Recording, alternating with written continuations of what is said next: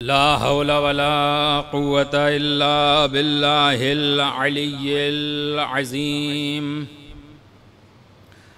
حسبنا الله ونعم الوكيل، نعم المولى ونعم النصير. أعوذ بالله من الشيطان اللعين الرجيم. بسم الله الرحمن الرحيم. الحمد لله الذي هدانا لهذا وما كنا لنهتدي لولا أن هدانا الله. لقد جاءت رسل ربنا بالحق، ثم الصلاة والسلام والتحية والإكرام على النبي الأمي القرشي المكي المدني وعلى سيدنا ونبينا وشفيع ذنوبنا وحبيب قلوبنا وطبيب نفوسنا مولانا ومولى الثقلين جد الحسن والحسين أبي القاسم محمد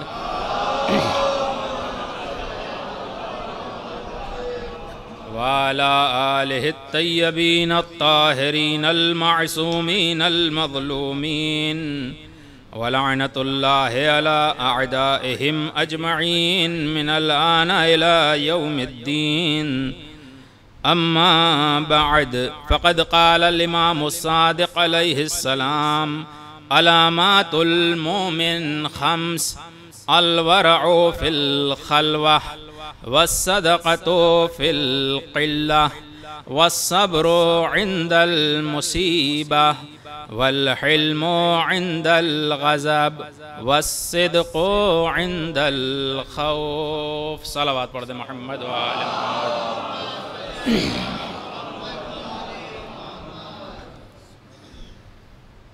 ہمارے چھٹے امام جعفر صادق علیہ السلام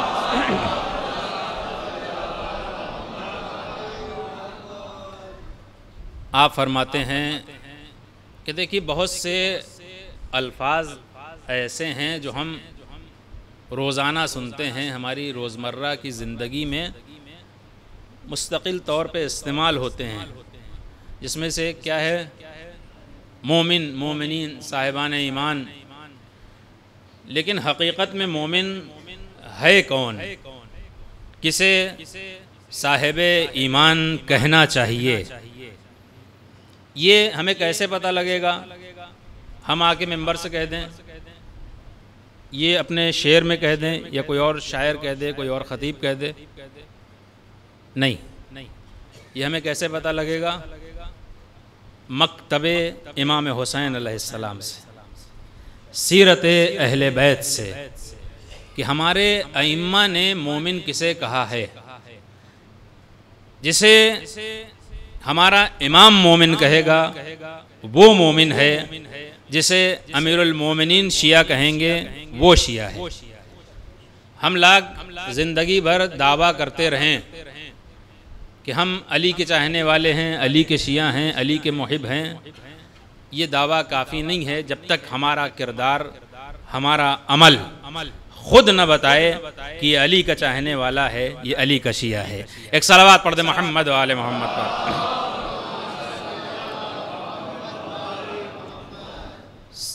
امام فرماتے ہیں کہ اگر تمہیں جاننا ہے کہ مومن کون ہے تو دیکھو، اگر تمہارے اندر یہ 5 نشانیاں پائی جا رہی ہیں تو تم سمجھ لینا کہ تم مومن ہو. اگر ان 5 نشانیوں میں سے ابھی یہ 5 نشانیاں تمہارے وجود میں نہیں ہیں تو پھر تمہیں کوشش کرنی ہے کہ یہ چیزیں تمہارے اندر ہوں تاکہ تم اپنے کو مومن سمجھ سکو، اپنے کو مومن کہہ سکو.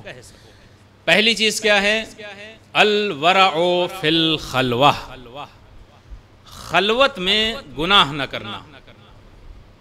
بہت چھوٹی چیز ہے، لیکن امام معصوم کے مبارک منہ سے نکلے ہوئے کلمات ہیں، ہمارے لیے ہیں، آپ کے لیے ہیں.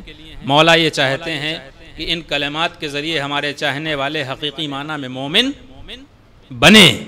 پہلی چیز کیا ہے؟ الورع فی الخلوہ، خلوت میں گناہ نہ کرنا۔ 100 لوگوں، 150 لوگوں، 200 لوگوں کی موجودگی میں بازار میں، چوراہے پہ کسی کے سامنے گناہ نہ کرنا اچھی بات ہے، لیکن کمال نہیں ہے۔ مومن کا کمال تب ہے جب کوئی نہ دیکھ رہا ہو پھر بھی وہ گناہ نہ کرے۔ میں ایک مثال دوں، دیکھیے آج سے 10-15 سال پہلے جب یہ ATM آیا تھا جس سے ہم پیسہ نکالتے ہیں، اس زمانے میں آپ نے بہت سنا ہوگا فلاں ATM سے پیسہ چوری ہو گیا، فلاں ATM کو ٹرک پہ لاد کے لے کے چلے گئے۔ لیکن پچھلے کچھ عرصے سے یہ چوریاں ختم ہو گئیں۔ کیوں؟ اس لیے کہ پہلے CCTV نہیں تھا، پہلے کیمرے نہیں لگے ہوئے تھے، چور جب چاہتا تھا گناہ کر لیتا تھا، چوری کر لیتا تھا۔ لیکن جب سے یہ CCTV آ گئے، یہ کیمرے لگ گئے ہیں، اب چور کو یہ پتا ہے کہ ہمیں کنٹرول روم سے کوئی دیکھ رہا ہے، ہم یہ گناہ، یہ غلط کام نہیں کریں گے، اس لیے کہ کنٹرول روم سے ہم پر نظر بنائی جا رہی ہے۔ اے کاش ہم بھی اسی چور سے تھوڑا سا بہتر ہو جاتے۔ چور ایک CCTV کیمرے کی وجہ سے چوری نہیں کرتا ہے۔ ہم کیسے مومن ہیں؟ ہمیں یقین ہے چاہے خلوت ہو، چاہے لوگوں کے سامنے ہو، ہمارا اللہ وہ ہے جو ہر لمحے ہمیں دیکھ رہا ہے، تو پھر ہم کیسے گناہ کرتے ہیں؟ صلوات پڑھ دے محمد و آل محمد۔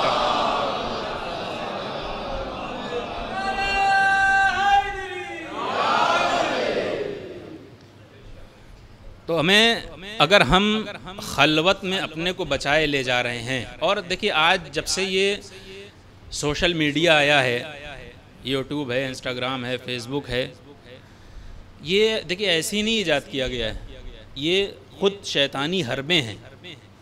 معاشرے کو گمراہ کرنے کے لیے، غلط راستے پہ لے جانے کے لیے۔ میں ایک رپورٹ دوں، بہت ہی دانشور اور محقق انسان کی یہ رپورٹ ہے عزیزوں، آپ خود سرچ کر سکتے ہیں۔ جن ملکوں نے یہ سوشل میڈیا بنایا ہے، خود وہاں کے لوگ 24 گھنٹے میں صرف اسے 1.5-2 گھنٹہ استعمال کرتے ہیں اور اس کے بعد اپنے کام میں لگ جاتے ہیں۔ ہم جیسے جوان 24 گھنٹے میں کتنی دیر موبائل یوز کرتے ہیں؟ 12 گھنٹہ۔ اگر اتنی ہی اچھی چیز ہے تو جس نے بنایا ہے وہ خود 12 گھنٹہ کیوں نہیں کر رہا ہے؟ اس کا مطلب بس وہ 1-1.5-2 گھنٹہ اس میں سے جو قاعدے کی چیز ہے، جو کام کی چیز ہے، اس کا استعمال کر لیتا ہے، اسے چھوڑ دیتا ہے، اور جو خرافات ہیں، خرابیاں ہیں، انہیں ہمارے لیے چھوڑ دیا گیا ہے۔ 10 گھنٹے 12 گھنٹے لگے رہو، جب اس میں لگے رہو گے نہ تمہارا اقتصاد صحیح ہوگا نہ علم صحیح ہوگا۔ جس قوم کا نہ علم صحیح ہو نہ اقتصاد صحیح ہو، وہ قوم سب سے پرانی اور سب سے قدیمی قوم ہوتی ہے۔ صلوات پڑھ دے محمد و آل محمد پر۔ اگر ہم ترقی یافتہ ماڈرن بننا چاہتے ہیں تو ہمارے اندر ہمارا اقتصاد بھی مضبوط ہونا چاہیے، علم بھی مضبوط ہونا چاہیے، لہٰذا ہمیں ہوشیار رہنے کی ضرورت ہے۔ اور دیکھیے بہت سی چیزیں ہوتی ہیں، میں بزرگوں سے معذرت کے ساتھ اپنے جوان چھوٹے بھائیوں کے لیے، گناہ کے مواقع بہت زیادہ ہیں اس یوٹیوب میں، فیس بک میں، انسٹاگرام میں، جو ایڈ آتے ہیں۔ خلوت میں ہم ہیں، رات کی تاریکی ہے، اپنے روم میں ہیں، والدین گھر والے سو چکے ہیں، یہاں پہ جوان کا امتحان ہے، یہ امتحان کی منزل ہے۔ آیا وہ سین دیکھ رہا ہے یا اسے ہٹائے دے رہا ہے؟ اگر ہٹا کے کوئی اچھی چیز دیکھ رہا ہے، اس کا مطلب یہ ہے کہ پھر اس کے اندر وہ ایمان ہے جو امام صادق کہہ رہے ہیں۔ لیکن اگر دیکھ رہا ہے، اس کا مطلب ابھی ایمان اس کا محکم نہیں ہوا ہے۔ اچھا میں ایک چیز کہوں، آپ سب تائید کریں گے، دیکھیے یہ جو عزاداری ہے، یہ جو مجلسیں ہیں، جو یہ شب بیداریاں ہیں، یہ جلوس ہیں، 2 مہینہ 8 دن ہم عزاداری کرتے ہیں، اس کی برکتیں دیکھیے آپ۔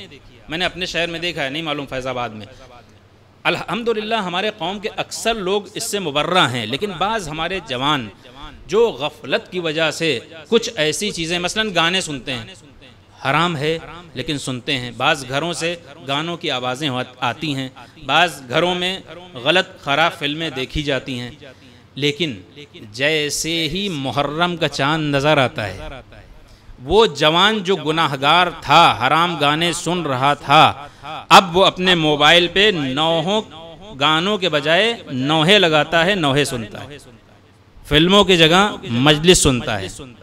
میں نے عرض کیا ہمارے شہر میں یہ دیکھنے میں آتا ہے، جن گھروں سے گانے کی آواز سنائی دیتی ہے اس گھروں سے اب مجلسوں اور نوحوں کی آواز سنائی دیتی ہے۔ کیوں؟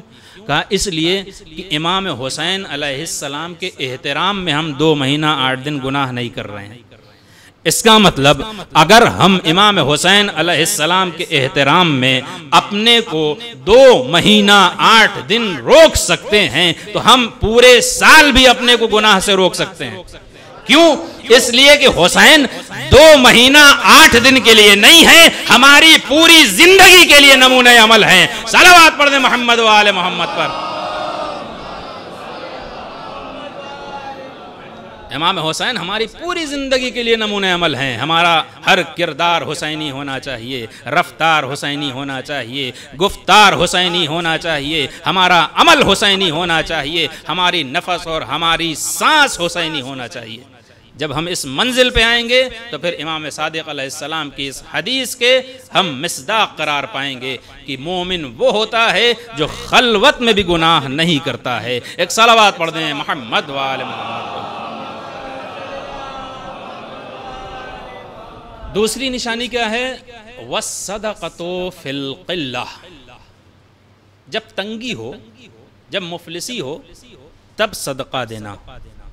دیکھیے انسان جب امیر ہوتا ہے، اچھی جاب ہوتی ہے، بزنس اچھا چل رہا ہوتا ہے، تجارت اچھی ہے، تب کسی غریب کی مدد کر دینا، کسی یتیم کا سرپرست بن جانا، کسی بچے کی پڑھائی کی تعلیم کی ذمہ داری لے لینا اچھی بات ہے، لیکن کمال نہیں ہے۔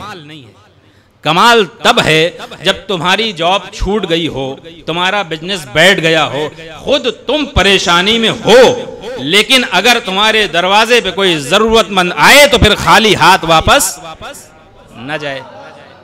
اگر ہمارے اندر یہ صفت ہے تو پھر ہم امام صادق علیہ السلام کی نگاہ میں مومن ہیں، مومن ہیں۔ دیکھیے مشکل یہ ہوتی ہے، اب یہ بھی دیکھیے پیسہ عجیب چیز ہے، آپ نے نہیں خود اندازہ لگایا ہوگا اپنے معاشرے میں، اپنے محلے میں، جب انسان کسی کی سیلری 20,000 ہوتی ہے یا کمائی مہینے کی 20,000 ہے، بہت آسانی سے وہ دین کے لیے پیسہ دے دیتا ہے، لیکن یہی 20,000 اگر 1 لاکھ میں بدل جائے، اچھی جاب مل جائے، اب دھیرے دھیرے جو دین کے لیے خرچہ کر رہا تھا وہ کم ہوتا جاتا ہے، کم ہوتا جاتا ہے۔ جیسے جیسے مال بڑھتا جاتا ہے، سب کو نہیں، اچھے لوگ بھی ہیں، ہم جیسے گناہگار لوگ، جیسے جیسے مال بڑھتا جاتا ہے دین کے لیے ہماری نیت کم ہوتی جاتی ہے۔ ایسا ہے نا؟ ہم حقیقت یہ ہے کہ ہم نے سیرت اہل بیت علیہ السلام کو اس طریقے سے جیسے سمجھنا چاہیے تھا نہیں سمجھا ہے۔ میں مثالیں دوں آپ کو۔ دیکھیے ہمارے گھر میں کوئی آیا، ابھی سردیاں آئیں گی، سردیوں سے پہلے بہت سے لوگ آتے ہیں، بھیا پہننے کو کپڑا نہیں ہے، سویٹر نہیں ہے، جیکٹ نہیں ہے، کچھ ہو تو دے دو۔ اب کتنے ہم ہیں تو بھگا دیتے ہیں کہ نہیں ہمارے پاس۔ کچھ جو تھوڑا قاعدے کے ہوتے ہیں، اپنے کو مومن سمجھتے ہیں، گھر میں آتے ہیں، گھر سے خاتون سے کہتے ہیں بھائی کوئی سویٹر اور جیکٹ پڑی ہو جو استعمال میں نہ ہو تو دے دو، اس غریب کو دے دیں۔ اب ہمارے گھر کی خواتین کیا کرتی ہیں؟ 8-10 سال سے رکھی ہوئی اٹیچیاں کھلتی ہیں، صندوق کھلتے ہیں، سب سے پرانا جس میں 4-5 سوراخ ہو چکے ہوں، جسے ہم نے 10 سال سے نہ پہنا ہو، وہ نکال کے دیں گے۔ ارے اچھا دے دو، اچھے بھی تو رکھے ہیں جو ہم نہیں پہنتے ہیں۔ ارے ضرورت مند ہے، اگر ضرورت ہوگی تو پہنے گا، نہیں پہنے گا تو چلا جائے گا۔ یہ سیرت اہل بیت۔ ہم نے کیا سنا ہے؟ سید کونین شادی کا جوڑا پہنے ہوئے ہیں، ضرورت مند آتا ہے، آپ نے پرانا جوڑا پہن کے اپنے شادی کے جوڑے کو اس کو دے دیا۔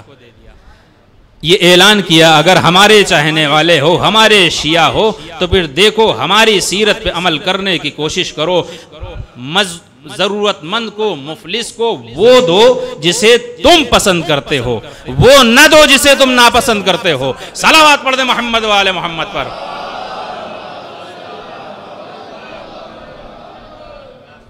تو ہمیں ضرورت ہے کہ ہم سیرت اہل بیت کو اپنانے کی کوشش کریں۔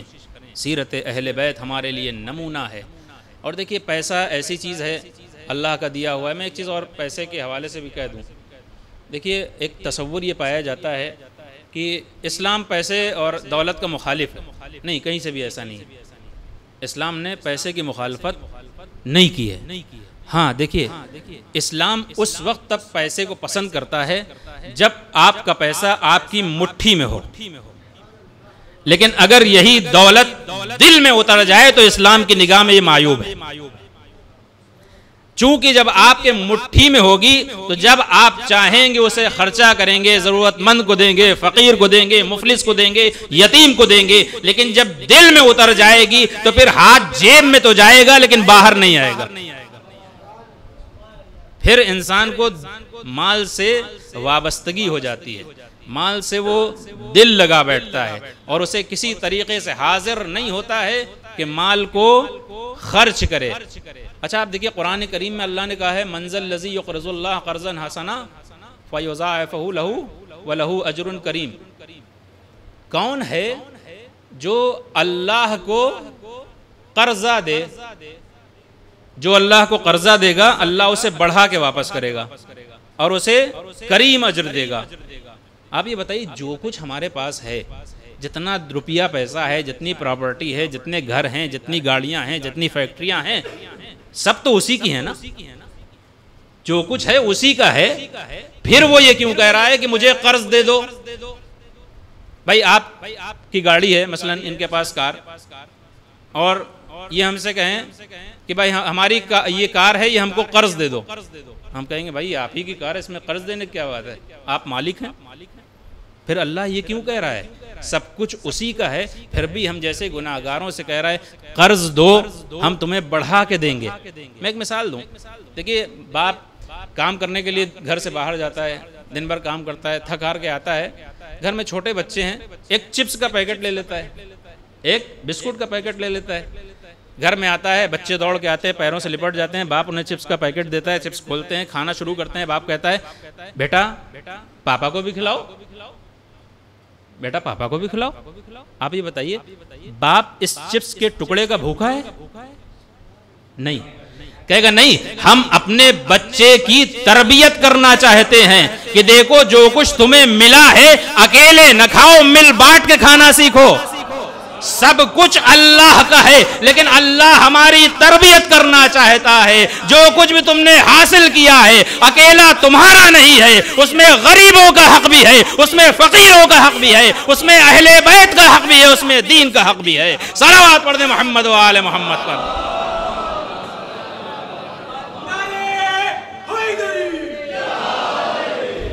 لہذا جو اللہ نے ہمیں دیا ہے وہ ہمیں مٹھی میں رکھنا ہے، دل میں نہیں اتارنا۔ یہ دنیا کب کس کی موت آ جائے سب چھوڑ کے چلے جاتے ہیں، اور آخر میں بچتا کیا ہے؟ بس وہی قبر۔ وہاں لے کے ہم کیا جاتے ہیں؟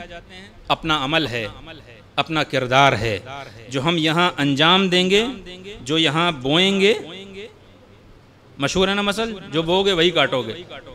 ایسا نہیں ہو سکتا ہے کہ آپ بوئیں گیہوں اور نکلے اس میں سے چنا، نہیں، جو بوئیں گے وہی آپ کو کاٹنا ہے۔ جیسا عمل ہم کریں گے، ہمارے یہاں پہ اپنے جو ہم نے اللہ نے دیا ہے۔ دیکھیے ایک شرط اور ہے، میں اور عرض کر دوں پھر اپنی بات میں ہوں۔ اسلام جو پیسے کی بات میں نے کی، اسلام پیسے کا مخالف نہیں ہے، لیکن دوسرے ادیان اور اسلام میں دو بنیادی شرطیں ہیں۔ کیا؟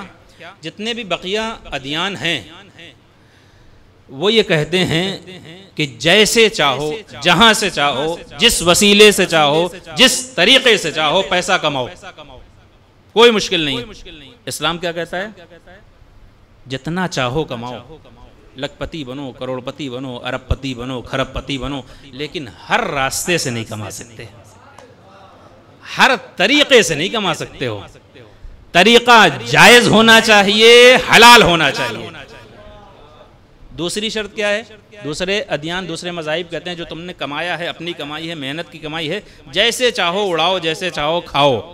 اسلام کیا کہتا ہے؟ نہیں، کمائی تمہاری اپنی ہے، لیکن اب یہ نہیں ہے کہ تم جیسے چاہو اڑاؤ کھاؤ، نہیں، کمائی تمہاری ہے لیکن اس میں تمہیں خود نہیں کھانا ہے، خود بھی کھانا ہے، غریبوں کو بھی کھلانا ہے، پڑوسیوں کا بھی خیال رکھنا ہے، اور اس میں جو اللہ کے حقوق ہیں انہیں بھی ادا کرنا ہے۔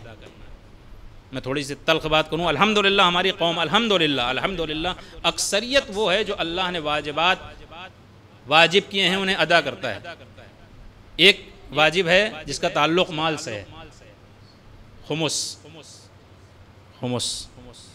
جس مال کے میں خمس نہ نکلا ہو وہ مال ناپاک، وہ مال نجس، وہ مال ناپاک ہے۔ ناپاک مال سے ہم حج کرائیں، ثواب ہمارے کسی کام نہیں آئے گا۔ اربعین کی زیارت پہ چلے جائیں، کوئی کام نہیں آئے گا۔ مجلسیں کر لیں، تبرک بانٹ دیں، بڑے سے بڑا انجمنیں بلا لیں، خرچہ کر لیں، ذاکر کو دے دیں، کوئی کام نہیں آئے گا۔ کیوں؟ اس لیے کہ تمہارا ہے کب اس میں؟ دوسروں کے پیسے پہ راج کر رہے ہو، پہلے اپنے پیسے کو پاک کرو۔ اچھا ایک چیز انصاف سے بتائیے، مجھے یقین ہے یہاں 100% لوگ نکالتے ہیں، میں بس ایسی بات ہے کہ کچھ چیزیں ایسی ہوتی ہیں کہ نصیحت کرتے رہنا چاہیے تاکہ غفلت کا پردہ نہ پڑے۔ ہم غاصبین فدق پہ لعنت بھیجتے ہیں یا نہیں بھیجتے ہیں نا؟ کیوں؟ کائے بھیجتے ہو بھائی؟ انہوں نے اہل بیت کا حق غصب کیا، اہل بیت کا حق نہیں دیا۔ خمس میں کیا ہے؟ کس کا حصہ ہے؟ کس کا حصہ ہے؟ زمانے کے امام کا، سادات کا۔ ہم غاصبین فدق پہ لعنت بھیجتے ہیں، خود امام کا مال غصب کرتے ہیں۔ جو لعنت ہم ان پہ بھیج رہے ہیں وہی لعنت ہم پہ پلٹ کے آئے گی یا نہیں؟ لہٰذا ہمیں کوشش کرنی ہے کہ ہمیں وہ حقیقی مومن، حقیقی شیعہ بننا ہے۔ اور میں آپ سے بتاؤں کیوں ہوتا کیوں ہے؟ انسان یہ سوچتا ہے کہ ہم نے مثلاً پورے سال 1 لاکھ جمع کیا ہے کسی کام کے لیے، اب اگر اس میں سے 5واں حصہ دے دیں گے نکل جائے گا، 80,000 بچے گا، ہمارا کام نہیں ہو پائے گا۔ اس کی وجہ کیا ہے؟ اس کی وجہ یہ ہے کہ انسان کو اللہ پہ توکل نہیں ہے، اللہ کی قدرت پہ بھروسہ نہیں ہے۔ اے کاش صرف ہمیں اتنا توکل ہوتا، وہ خدا جس نے ہمیں 1 لاکھ دیا ہے وہی قادر ہے کہ اس 1 لاکھ کو 2 لاکھ میں تبدیل کر کے ہمیں دے دے۔ اور خمس دینے والوں سے آپ پوچھئے، دیکھیں خمس کے بعد کیسی برکت حاصل ہوتی ہے، جو اللہ نے خود کہا ہے قرضہ دو ہم تمہیں بڑھا کے واپس کریں گے۔ 20,000 نکالو، دیکھو کتنی جلدی 40,000 تمہارے مال میں پلٹ کے آئے گا۔ لیکن مال کو دل میں نہ رکھو، مال کو مٹھی میں رکھو۔ جب ضرورت ہو خرچہ کرو، جب اللہ کہے خرچہ کرو، جب دین کہے خرچہ کرو۔ جو کام آج ہم کریں گے وہ ہمارے آخرت میں کام آئے گا۔ اگر ہم اسی دنیا کے لیے کرتے رہے تو بعد میں ہمیں خسارت ہوگی، خسارت کا سامنا ہوگا، گھاٹے کا سامنا ہوگا، افسوس کا سامنا ہوگا۔ اگر آج ہم نے کوئی ایسا کام کیا، مثلا ہم نے مسجد میں پیسہ لگا دیا، امام باڑے میں لگا دیا، کسی بچے کا ہاتھ پکڑ کے اس کی تعلیم کا انتظام کر دیا، کسی یتیم کی سرپرستی ہم نے قبول کر لی، کسی غریب کا گھر بنوا دیا، کسی یتیم غریب بچی کی شادی کروا دی، یہ وہ کام ہیں قیامت تک اس کا ثواب ہمارے نامہ اعمال میں موجود رہے گا اور اس کا اجر ہمیں آخرت میں ملے گا۔ لہٰذا ہمیں کوشش یہ کرنی ہے کہ ہمیں مال سے وابستہ نہیں ہونا ہے، مال کو دل میں نہیں رکھنا ہے، بلکہ مال کو مٹھی میں رکھنا ہے۔ جب ضرورت مند کو ضرورت ہو ہم اسے دے سکیں، جب دین کو ضرورت ہو ہم اسے دے سکیں۔ ایک بات کہے کہ میں اس بات کو تمام کروں گا، اگلے جملے پہ آؤں گا۔ دیکھیے ہم سب کی تمنا یہ ہے، اے کاش ہم کربلا میں ہوتے، اپنے مولا کی نصرت کرتے اور امام کے اوپر اپنی جان نثار کرتے اور شہید ہوتے۔ یہی سب ہم دعا کرتے ہیں نا، تمنا کرتے ہیں۔ ایک دعا اور کرتے ہیں کہ جب امام زمانہ آئیں گے اللہ ہمیں ان کے اعوان و انصار میں شمار کرے۔ کربلا والے کیسے تھے؟ خمس کتنے مقدار پہ واجب ہے؟ مال کا 5واں حصہ، 20%، ایسا ہی ہے نا؟ 1 لاکھ ہے تو 20%، 5واں حصہ 20,000۔ کربلا والے، آپ نے ایک نام سنا ہے زہیر قین کا؟ زہیر قین کا نام سنا ہے؟ زہیر قین بہت بڑے تاجر تھے، بہت سے تجارت کا مال آپ کے پاس تھا، غلام تھے، کنیزیں تھیں، اونٹ تھے، گھوڑے تھے، عثمانی مذہب بھی تھے۔ آپ بلا فصل خلیفہ نہیں مانتے تھے امیر المومنین کو، ایک وہ منزل آتی ہے امام حسین علیہ السلام سے ملاقات کرتے ہیں، جو کل تک عثمانی تھا آج حسینی بن گیا۔ جب تک عثمانی تھا، تجارت کا سامان تھا، پیسہ تھا، ثروت تھی، غلام تھے، کنیزیں تھیں، گھوڑے تھے، اونٹ تھے، جیسے ہی حسینی بنتے ہیں، حسینی کاروان میں شامل ہوتے ہیں، حسینی خیمے میں آتے ہیں، جتنی دولت تھی، جتنے غلام تھے، جتنی کنیزیں تھی، سب کو ہبہ کر دیا، سب کو چھوڑ دیا۔ حر کا نام سنا ہے ہم نے؟ حر سپہ سالار ہے، قبیلے والے ہیں، دولت ہے، منصب ہے، پیسہ ہے۔ جب تک باطل پہ تھا، سب کچھ تھا، جیسے ہی اس نے سوچا ہمیں حسین کا دامن پکڑنا ہے، حسینی بننا ہے، سپہ سالاری بھی چھوڑی، دولت بھی چھوڑی، منصب بھی چھوڑا، سب کچھ چھوڑا۔ کیا مطلب ہوا اس کا؟ اس کا مطلب یہ ہوا ہمارے دل میں یہ تمنا ہے ہم حسینی بن جائیں۔ حسینی بننے کے لیے جتنی بھی مال و دولت و ثروت ہے اسے دل سے نکالنا پڑتا ہے۔ جو آج غیبت امام میں اپنے مال کا 20% نہیں نکال سکتا، وہ کل کربلا میں 100% کیسے چھوڑ دیتا؟ اگر آج 20% نہیں چھوڑ رہے ہیں تو کل 100% نہ چھوڑتے۔ ہمیں یقین رکھنا چاہیے۔ صلوات پڑھ دیں محمد و آل محمد پر۔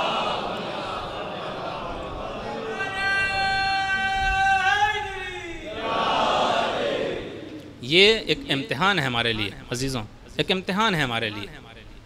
آج ہمیں سوچنا چاہیے کہ آج اگر ہم یہ مال سے اپنا دل نہیں چھڑا پا رہے ہیں، کل امام آئیں گے اور انہوں نے کہا کہ جو تمہاری بلڈنگیں ہیں، جو یہ سب پراپرٹیز ہیں، یہ ہمیں چاہیے، دین کو ضرورت ہے، ہم کہیں گے کیا؟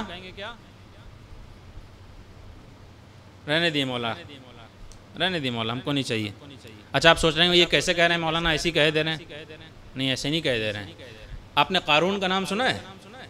قارون کا خزانہ سارے جوانوں بچوں سب نے سنا ہوگا۔ قارون جو ہے یہ جناب موسیٰ علیہ السلام کا خاص صحابی تھا، خاص صحابی۔ یہاں تک کہ بنی اسرائیل میں جناب موسیٰ کے بعد بنی اسرائیل جس کا سب سے زیادہ احترام کرتے تھے وہ یہ قارون تھا، جس کا سب سے زیادہ احترام کرتے تھے۔ کیوں؟ اس کے تقوی اور پرہیزگاری کی وجہ سے۔ جب جناب موسیٰ علیہ السلام کوہ طور پہ گئے ہیں، جن خاص اصحاب کو لے کے گئے تھے ان میں سے قارون بھی شامل تھا، لیکن بہت غریب، بہت مفلس۔ آیا جناب موسیٰ علیہ السلام کے پاس، کہا موسیٰ اللہ سے دعا کر دو ہمیں بھی اللہ دولت مند کر دے، ثروت مند بنا دے۔ جناب موسیٰ نے کہا جاؤ، جو اللہ نے دیا اس پہ قناعت کرو، شکر کرو۔ چلا گیا، پھر آتا ہے موسیٰ دعا کر دیجئے۔ اتنا اصرار کرتا ہے کہ آخر میں موسیٰ دعا کر دیتے ہیں۔ ایک چیز میں اور کروں، دیکھیے بعض ہمارے علماء اخلاق یہ کہتے ہیں کہ دنیاوی چیزوں کے لیے بہت زیادہ دعا نہیں مانگنا چاہیے، کہ ہر نماز کے بعد ہم بیٹھے ہیں اللہ مجھے لکھ پتی بنا دے، اللہ مجھے کروڑ پتی بنا دے، اللہ مجھے کروڑ پتی۔ رات میں اٹھے، صبح اٹھے، دوپہر میں اٹھے، منع کیا گیا۔ کیوں جانتے ہیں؟ اس لیے کہ اگر مصلحت ہوتی یا ہماری اتنی ظرفیت ہوتی تو اللہ ہمیں خود دے دیتا، کہنے کی ضرورت نہ پڑتی۔ اگر اس نے نہیں دیا ہے اس کا مطلب مصلحت نہیں تھی کہ ہمیں دیتا۔ اور اگر اللہ کی بارگاہ میں کوئی بہت زیادہ دعا کرتا ہے، بہت زیادہ اصرار کرتا ہے دنیاوی چیز کے لیے، تو اللہ کہتا ہے مصلحت اسی میں تھی کہ میں تمہیں یہ نہ دیتا، لیکن چونکہ تم اتنا زیادہ اصرار کر رہے ہو، دیے تو دے رہا ہوں لیکن انجام خود بھگتنا، انجام خود بھگتنا۔ لہٰذا علماء کہتے ہیں دنیاوی چیزوں کے لیے بہت زیادہ دعا نہ کرو۔ اگر اللہ بہتر سمجھے گا، مصلحت جانے گا تو وہ دے دے گا، اور اگر نہیں دے رہا ہے اس کا مطلب ہمارے حق میں وہی صحیح ہے، ہمارے حق میں وہی صحیح ہے۔ قارون موسیٰ سے اصرار کرتا ہے، دعائیں مانگتا ہے، آخر کار اللہ نے اسے دولت دی۔ دولت بھی کیسی دولت کی دیکھیے آج تاریخ میں قارون کا خزانہ مشہور ہے۔ روایات میں ہے 40 غلام صرف اس کے خزانے کی چابیاں لے کے چلتے تھے۔ 40 غلام خزانے کی چابیاں، خزانہ نہیں، نہ جانے کتنے سینکڑوں اونٹ پہ کہ لشکر کے ساتھ، غلاموں اور کنیزوں کے ساتھ یہ چلتا تھا۔ سونے کے کجاوے بنا رکھے تھے، سونے کی زین تھی، وہ شان و شوکت، وہ غرور جو کل تک جناب موسیٰ کے بعد دوسرا سب سے محترم شخص تھا، آج چونکہ اللہ نے اسے دولت نہیں دی تھی، دعا اصرار کے ذریعے اس نے دولت حاصل کی ہے، آج وہ انسان جناب موسیٰ کے بعد جو دوسرا محترم شخصیت تھا ایک متکبر و مغرور انسان بن چکا ہے۔ زکوٰۃ واجب ہوتی ہے، جناب موسیٰ اپنے کسی صحابی کو بھیجتے ہیں، جاؤ قارون سے کہو اللہ کا حکم آیا ہے زکوٰۃ دو۔ قارون کے پاس صحابی آتا ہے، کہتا ہے قارون موسیٰ نے کہا ہے تمہیں زکوٰۃ دینی ہوگی۔ کہتا ہے زکوٰۃ کیا ہے؟ بتایا اتنی اتنی چیزیں تمہارے پر زکوٰۃ واجب ہے۔ کہتا میں یہ سب نہیں مانتا، زکوٰۃ وکات یہ سب موسیٰ کا کھیل ہے۔ میں نے ابھی عرض کیا نا، اگر ہمارے دولت دل میں ہوگی، امام آ کے کہیں گے تمہاری دولت کی ضرورت ہے، ہم کہیں گے مولا اتنا آسان نہیں ہے دولت سے دل چھوڑانا، اس لیے دل میں جانے ہی نہ دیجئے، مٹھی میں رکھیے، سب سے بہتر یہی ہے۔ قارون نہیں دیں گے زکوٰۃ، نہیں دیں گے۔ دیکھیے صرف یہیں تک نہیں، اب بات آ گئی تو میں بات پوری کر دوں۔ قارون نے صرف زکوٰۃ سے بچنے کے لیے، ایک یہ ہوتا ہے کہ چلو زکوٰۃ نہیں دی، ہم موسیٰ تم کو نہیں مانتے ہیں، تمہارے دین کو نہیں مانتے ہیں، اسی پہ اکتفا نہیں کی۔ زکوٰۃ نہ دینے کی وجہ سے ایک فاحشہ عورت کو پیسہ دیا کہ مسجد میں جب موسیٰ تقریر کر رہے ہوں گے جا کے کہنا کہ نعوذ باللہ موسیٰ نے۔ دیکھیے کہاں تک انسان اس پیسے کے لیے گرتا ہے، کہاں تک اس دنیا کے لیے انسان کس طریقے سے گرتا ہے۔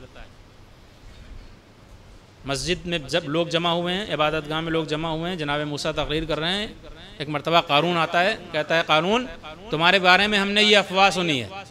کیا؟ کہتے ہیں استغفر اللہ، میں معصوم ہوں، میں اللہ کا نبی ہوں، اتنی بڑی تہمت۔ قارون کہتا ہے میں گواہ لایا ہوں، یہ عورت ہے۔ عورت کھڑی ہوتی ہے۔ دیکھیے جو اللہ کے لیے کچھ کرتا ہے اللہ اس کی آبرو کی حفاظت خود کرتا ہے۔ ایک مرتبہ اللہ نے اس کے دل کو منقلب کر دیا۔ یہ جو پیسہ لے کے آئی تھی موسیٰ کے خلاف گواہی دینے کے لیے، ایک مرتبہ کھڑی ہو کے کہتی ہے اے لوگوں دیکھو مجھے ہارون نے پیسہ دیا ہے کہ میں موسیٰ پہ تہمت لگاؤں، لیکن موسیٰ معصوم ہے، پاک ہے، یہ قارون جھوٹا ہے۔ قارون رسوا ہوا، لیکن قارون کا ظلم، اس کا طغیان بڑھتا گیا، یہاں تک کہ جناب موسیٰ علیہ السلام نے اس کے عذاب کے لیے دعا کی۔ جناب موسیٰ آتے ہیں، کہتے ہیں قارون اگر تم اب نہیں سدھرے تو اللہ کا عذاب نازل ہو جائے گا۔ اب قارون ہنستا ہے، کہتا ہے کون اللہ کون عذاب۔ دیکھیے دولت کہاں تک لے جاتی ہے انسان کو۔ جناب موسیٰ کے بعد دوسرا آدمی آج کیا کہہ رہا ہے، کون اللہ کہاں کون سا عذاب۔ اللہ نے کہا موسیٰ حکم دو زمین اسے اپنے اندر لے لے گی۔ جناب موسیٰ نے کہا زمین اسے اندر دھسا لے۔ ایک مرتبہ اندر دھستی ہے زمین، یہاں تک پیر قارون کا اندر چلا جاتا ہے، پنڈلیوں تک۔ پھر موسیٰ کہتے ہیں زمین اور دھسا لے، گھٹنوں تک۔ دھیرے دھیرے بڑھتا رہتا ہے یہاں تک کہ گردن تک آ جاتا ہے۔ اب قارون نے جب دیکھا کہ کوئی چارہ نہیں ہے، سمجھ گیا کہ ہم جا رہے ہیں، کہے موسیٰ معاف کر دو غلطی ہو گئی، موسیٰ معاف کر دو غلطی ہو گئی، موسیٰ معاف کر دو غلطی ہو گئی، موسیٰ معاف کر دو۔ جناب موسیٰ نے کہا نہیں، بہت تمہیں ہم نے سمجھایا، بہت سدھارا، لیکن تمہارے ہوش نہ آئے، اب تمہیں نہیں چھوڑا جائے گا۔ موسیٰ نے کہا زمین اسے اندر لے لے، زمین نے دھسا لیا۔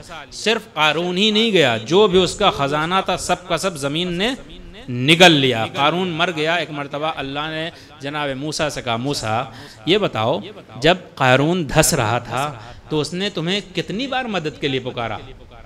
جناب موسیٰ نے کچھ سوچ کے کہا یہ میرے اللہ 70 بار اس نے مجھے مدد کے لیے پکارا۔ اللہ نے کہا اگر ایک بار صرف مجھے پکار لیتا میں قارون کو نجات دے دیتا۔ جب قارون جیسا ظالم و گناہگار اگر اللہ کی بارگاہ میں ایک بار پلٹ کے توبہ کر لے، اللہ اسے کہتا ہے ہم معاف کر دیں گے۔ ہم تو مسلمان ہیں، ہم تو مومن ہیں، ہم تو نماز بھی پڑھتے ہیں، روزے بھی رکھتے ہیں، سرکار سید الشہداء کے عزادار ہیں، کیسے ممکن ہے ہم اللہ کی بارگاہ میں آئیں توبہ کریں اللہ ہمیں معاف نہ کرے؟ بس ضروری یہ ہے کہ نادم ہو، شرمندہ ہو، اللہ کی بارگاہ میں پلٹ کے آؤ، اللہ سارے گناہ معاف کر دے گا۔ صلوات پڑھ دے محمد و آل محمد۔ ایک اور صلوات پڑھیں محمد۔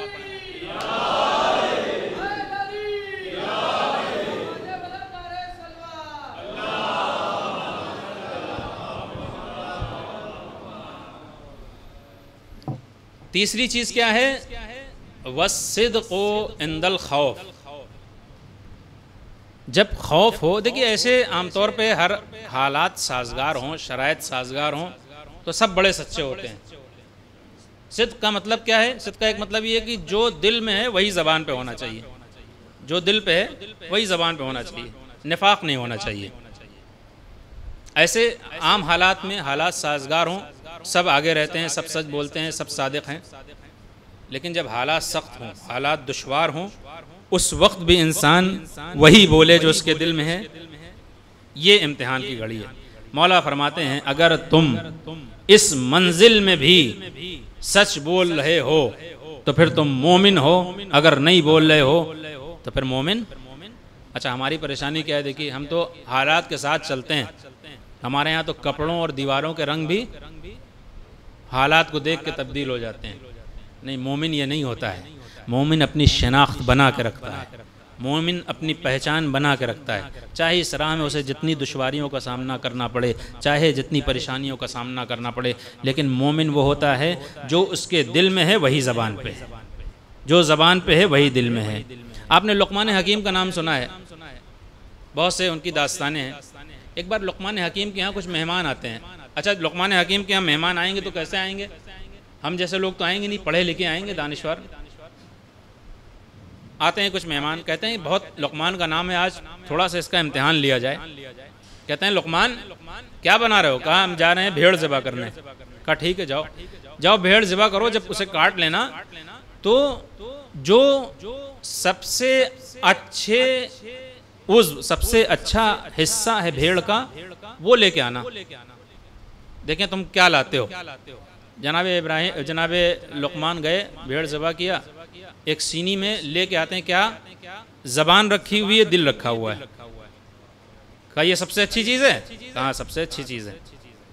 کہا اچھا جاؤ اب جو سب سے خراب چیز ہے وہ لے کے آؤ۔ لقمان جاتے ہیں، کچھ دیر کے بعد واپس پلٹ کے آتے ہیں، سینی میں وہ لوگ دیکھتے ہیں مہمان کیا تم تو گئے تھے بھی زبان و دل لے کے، پھر واپس آئے، پھر زبان و دل لے کے آ گئے۔ ہم نے کہا سب سے اچھی چیز لاؤ، تب بھی تم زبان اور دل لائے۔ ہم نے کہا سب سے خراب چیز لاؤ، تب بھی زبان و دل لائے۔ لقمان حکیم نے کیا جواب دیا؟ کہا دیکھو اگر دل اور زبان ایک ہوں، جو دل میں ہو وہی زبان کہہ رہی ہو تو سب سے اچھی چیز ہے، اگر دل کچھ کہے زبان کچھ بولے تو سب سے بری چیز ہے۔ صلوات پڑھ دیں محمد و آل محمد پر۔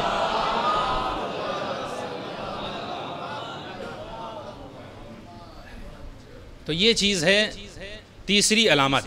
بس جلدی جلدی، وقت زیادہ ہو گیا ہے، بہت معذرت۔ چوتھی چیز کیا ہے؟ یہ نہ کہ اگر ہم پڑھیں گے پھر 2 گھنٹہ پڑھیں گے۔ صلوات پڑھ دیں محمد و آل محمد۔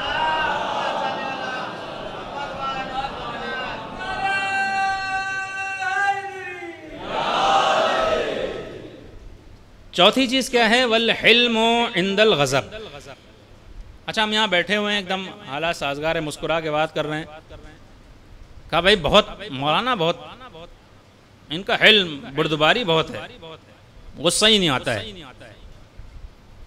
اب ہم نے بغل سے ایک بچہ گزرا، اس نے ہمارے ریدا پہ یا قبا پہ اپنے برسات والے پیر رکھ کے گزر گیا۔ اب مولانا صاحب جب مسکرا کے بیٹھ رہے تھے، لڑکے دکھائی نہیں دیتا ہے کیا؟ قبا کچلتا ہوا چلا گیا۔ یہاں پہ انسان آزمایا جاتا ہے، جب غصہ آئے تب بردباری سے کام لو، جب غصہ آئے محض اللہ کی رضا کے لیے اپنے غصے کو دبا لو۔ اور ہمارے سامنے تو ہمارے اہل بیت کی سیرت ہے، ہمارے سامنے اہل بیت کی سیرت ہے۔ امیر المومنین علیہ السلام نے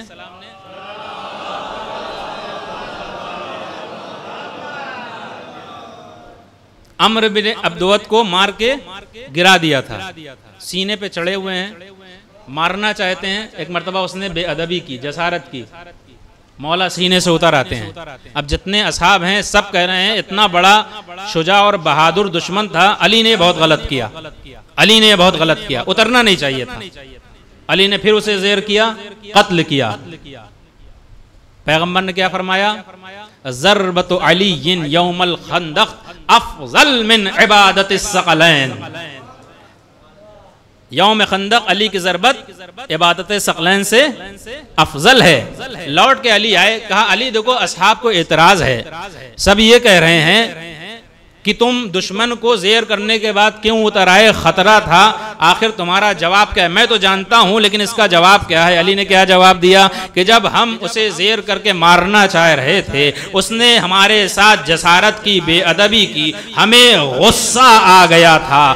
علی یہ نہیں چاہتا ہے اس کا کوئی بھی عمل ایسا ہو جس میں اس کا اپنا جذبہ، اپنے جذبات شامل ہوں۔ علی کا ہر عمل محض رضائے الہی کے لیے ہوتا ہے۔ میں اتر آیا، دوبارہ اسے زیر کر کے قتل کیا تاکہ دنیا یہ دیکھ لے علی جو عمل کرتا ہے صرف علی عمل کرتا ہے، اللہ کے لیے کرتا ہے۔ اور ہمارے لیے پیغام ہے علی کے چاہنے والوں، علی کے شیعوں، اگر تم واقعاً علی کو چاہتے ہو تو پھر تمہارا ہر عمل ایسا ہی ہونا چاہیے، دکھاوے کے لیے نہیں ہونا چاہیے، ریا کے لیے نہیں ہونا چاہیے، اللہ کی خوشنودی کے لیے ہونا چاہیے، اہل بیت کو خوش کرنے کے لیے ہونا چاہیے۔ صلوات پڑھ دیں محمد و آل محمد۔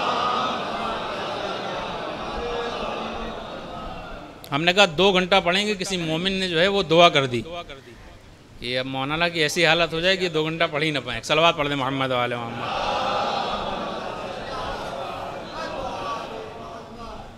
پانچویں چیز کیا ہے؟ وَالصَّبْرُ عِنْدَ الْمُصِیبَةِ، جب مصیبت ہو اس وقت انسان صبر سے کام لے۔ دیکھیے یہ بھی ایک امتحان کی گھڑی، امتحان کی گھڑی۔ میں نے اس سے پہلے کی مجلس میں بھی اگر کوئی وہاں پہ رہا ہو، 1-2 مومنین مجھے نظر آ رہے ہیں اور تو نہیں، اسی پہ پڑھا تھا۔ امتحان اللہ ہم سب سے کرتا ہے۔ امتحان کیسے کرتا ہے؟ جس کا سب سے مضبوط پوائنٹ ہوتا ہے وہی سے امتحان شروع ہوتا ہے۔ جو سب سے بڑا عبادت گزار ہے، نمازی ہے، امتحان بھی نماز سے لیا جائے گا۔ جو سب سے بڑا روزے دار ہے، امتحان بھی روزے سے لیا جائے گا۔ اگر کوئی نہایت خوبصورت ہے، خوبصورتی سے امتحان لیا جائے گا۔ اگر کوئی بہت بڑا عالم ہے، علم سے امتحان لیا جائے گا۔ کوئی دولت مند ہے، دولت سے امتحان لیا جائے گا۔ امتحان لیا ضرور جائے گا۔ اور اصل انسان اور مومن کامیاب اسی صورت میں ہوتا ہے جب امتحان کے وقت، بلا کے وقت، مصیبت کے وقت پھر وہ صبر سے کام لے، اس کی زبان سے شکوے نہ نکلیں۔ دیکھیے آج ہمارے ہاں بعض لوگ، کوئی مصیبت آتی ہے، اولاد بیمار ہو گئی، مال ختم ہو گیا، جاب چھوٹ گئی، بزنس بیٹھ گیا۔ ہم میں سے بعض سب نہیں، کچھ بہت کم ایسے لوگ ہیں جو شکوے کرتے پھرتے ہیں محلے میں، نہ جانے کیا بات ہے، ہم نے سب کچھ کر لیا، نمازیں بھی پڑھ ڈالی، روزے بھی رکھ لیے، ہم تو خمس بھی نکالتے ہیں، زکوٰۃ بھی دیتے ہیں، زیارت بھی کرائے مولا کی، مجلس بھی کرتے ہیں، شب بیداری میں پوری رات جاگتے ہیں۔ یہ مصیبت ہمارے ہی ساتھ کیوں پیش آتی ہے نہیں معلوم۔ فلاں کو دیکھیے، اپنا نماز پڑھتا ہے، ایسے ہی گھومتا رہتا ہے، نہ روزے رکھتا ہے، رمضان میں کھاتا رہتا ہے، اس کے بعد بھی اتنا پیسہ ہے، اتنا روپیہ ہے، نہ کوئی بیماری ہے، نہ مریضی ہے، اولاد بھی عیش سے رہ رہی ہے، خود بھی عیش سے رہ رہا ہے۔ آخر وجہ کیا ہے؟ میرے بھائیوں، اللہ جس کو پسند کرتا ہے اسی کو مصیبت میں ڈالتا ہے۔ اگر وہ آزاد گھوم رہا ہے، سمجھ جاؤ کہ اللہ اسے ناپسند کرتا ہے، تمہیں مشکلات میں ڈال رہا ہے اس لیے کہ تمہیں پسند کرتا ہے، تمہیں چاہتا ہے۔ صلوات پڑھ دیں محمد و آل محمد پر۔ اور کبھی یہ نہیں کہنا چاہیے کہ ہم تو یہ کرتے ہیں، ہم تو یہ کرتے ہیں، ہم تو وہ کرتے ہیں۔ میں ایک روایت بتاؤں بہت خوبصورت، انشاءاللہ آپ محظوظ ہوں گے۔ جناب ایوب علیہ السلام کے بارے میں آپ نے سنا ہے، ہرہا سنا ہوگا کہ کتنی مصیبتیں اللہ نے ان کے اوپر ڈالی، کتنے مصائب۔ بہت زیادہ مالدار تھے، مال چلا گیا، اولاد سب مر گئیں، بیویاں چلی گئیں، خود کوڑ جیسے بیماری، دوسرے امراض میں مبتلا ہوئے، ہر طرح کا امتحان اللہ نے لیا، آخر میں ناموس کا امتحان لیا۔ یہ وہ منزل تھی جہاں پہ جناب ایوب علیہ السلام نے اللہ کی بارگاہ میں کہا، میرے اللہ تو نے مال ہم سے لیا، میں نے صبر کیا، تو نے اولاد لی، صبر کیا، بیماری دی، صبر کیا، ہر طرح کی مشکلات دی، صبر کیا، اب مجھے یہ ناموس والے امتحان سے نہ گزار۔ جانتے ہیں اللہ نے کیا جواب دیا؟ کہا ایوب یہ کیا کہہ رہے ہو؟ میں نے صبر کیا، میں نے صبر کیا، میں نے صبر کیا۔ یہ بتاؤ یہ صبر کرنے کی قدرت اور توفیق تمہیں کس نے دی؟ آج اگر ہمیں اللہ سب کچھ دیتا ہے، ہم جا کے اللہ کی بارگاہ میں شکر کرتے ہیں میرے بھائی، تو یہ شکر، یہ زبان، یہ کلمات کون دے رہا ہے؟ یہ طاقت کون دے رہا ہے؟ یہ بھی تو اللہ ہی دے رہا ہے۔ لہٰذا ہمیں کسی منزل پہ، کسی مرحلے پہ ہمارے ذہن میں یہ نہ آنا چاہیے ہم تو اللہ کے شکر گزار ہیں، ہم تو نمازی ہیں، ہم تو اتنے ہیں۔ نہیں، جو کچھ بھی ہے مومن وہی ہے جو سب کچھ کرنے کے بعد بھی اپنے کو حقیر سمجھتا ہے، دوسروں سے کم سمجھتا ہے۔ صلوات پڑھ دیں محمد و آل محمد پر۔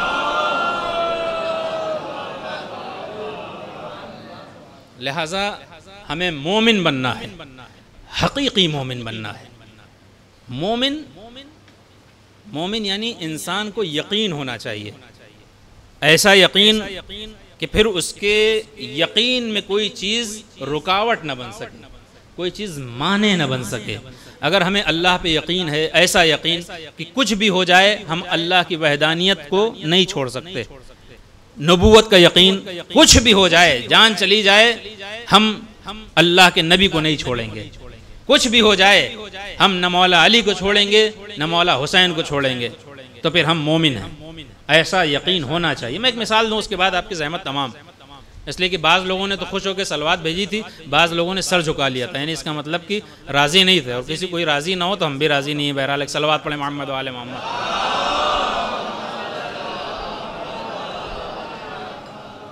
ایک اور صلوات پڑھ دیں محمد و آل محمد۔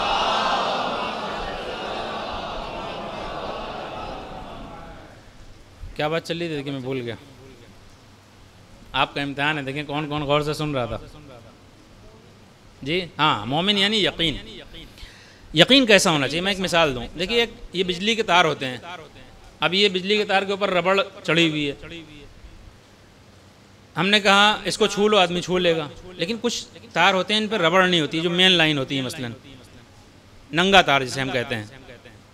کسی 10 سال بڑے آدمی سے نہیں، 10-12 سال کے بچے سے ہم کہیں بیٹا لائٹ آ رہی ہے، یہ تار چھو لو، ہم تم کو 500 روپے دیں گے، کیا کہے گا؟ جائیے مولانا صاحب اپنا گھر جائیے۔ بیٹا 1000 دیں گے، 10,000 دیں گے، نہیں ہم کو نہیں چاہیے، ہم کو نہیں چاہیے۔ بیٹا سائیکل دلوا دیں گے، نہیں چاہیے بھائی، کہہ دیا۔ بائک دلوا دیں گے، نہیں چاہیے ہم کو بائک آپ کی۔ کیوں بیٹا؟ ہم اس کو چھوئیں گے جل کے راکھ ہو جائیں گے، پھر یہ بائک کریں گے کیا؟ ہم یہ پیسہ لے کے ہم کریں گے کیا؟ اللہ اکبر۔ یہ 10 سال کا بچہ، اسے اتنا یقین ہے اگر ننگا تار چھوئے گا تو جل کے راکھ ہو جائے گا، نہیں چھوتا ہے۔ ہم کیسے مومن ہیں؟ ہمیں یقین ہے مر کے قبر میں جانا ہے، مرکن و رکیر کے سوالات ہونے ہیں، پلے صراط سے گزرنا ہے، قیامت ہے۔ اتنا یقین ہونے کے بعد بھی ہم گناہ بھی کرتے ہیں، واجبات کو بھی ترک کرتے ہیں۔ اگر یہ یقین ہونے کے بعد ہمیں مر کے قبر میں جانا ہے، برزخ کے مراحل ہیں، پلے صراط ہے، قیامت میں سوال و جواب ہے، اس کے بعد بھی ہم گناہ کرتے جا رہے ہیں، اس کا مطلب ابھی ہمارے دل میں اس طریقے سے ایمان راسخ نہیں ہوا ہے جیسے حقیقی مومن کا ایمان ہوتا ہے، جیسے حقیقی شیعہ کا ایمان ہوتا ہے۔ صلوات پڑھ دیں محمد و آل محمد پر۔